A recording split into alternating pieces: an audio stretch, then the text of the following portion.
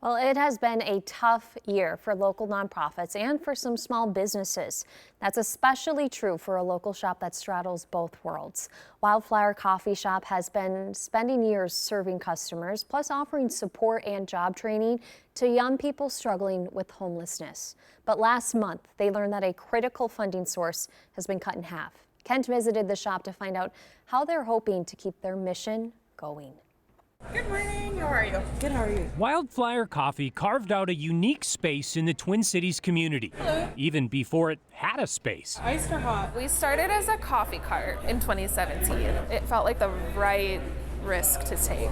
Founder Carly Kammerer says that's because from the beginning, Wildflower has been fueled not by caffeine or even profit, but a core mission. Our program is for youth experiencing homelessness age 16 to 24. They're all referred to us from a provider like a case manager or a shelter worker or a street outreach worker. We saw Wildflower's impact 4 years prior, I was homeless, firsthand but now I got my own apartment. in 2020. It's great. I love it. Val McKenzie was part of the first class that received job training and support inside Wildflower's first physical shop, which opened at a time when pandemic restrictions forced many to close. I mean, it was weird. We opened and we couldn't have people in the space. Like, we're open, but you can only come for carry out. We didn't have furniture. It hadn't arrived yet, but it didn't matter. Right here? Okay. Which in some ways is kind of nice because looking back, we actually didn't really know what we were doing. Can I do almond milk? That's definitely not the case today.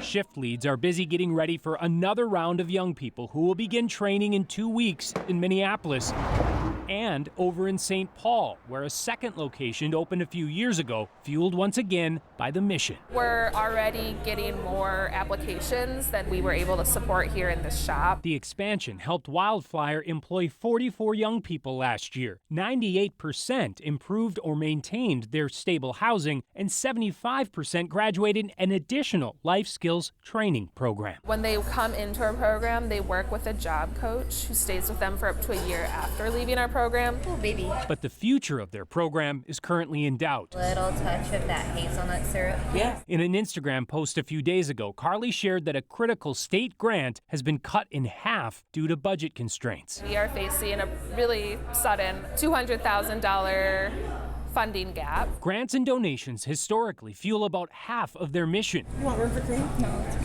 But she knows she's not the only one seeing that math change. The philanthropic world is feeling strain. Which is why Carly is focusing on the other half of the business, Any sweetener? asking the public to make the switch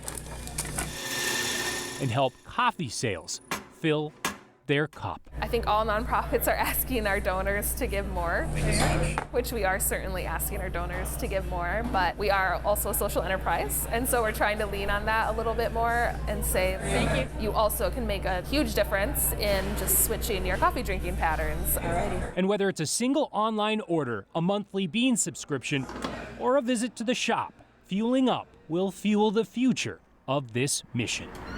In Minneapolis, Kent Erdahl, KARE 11 News. Well, Carly says that grant cut isn't the only concern right now. Federal workforce development funds, which have helped them offset some wages, have also been gutted. And 2 more grants due for renewal this fall could also be in danger. We'll be right back.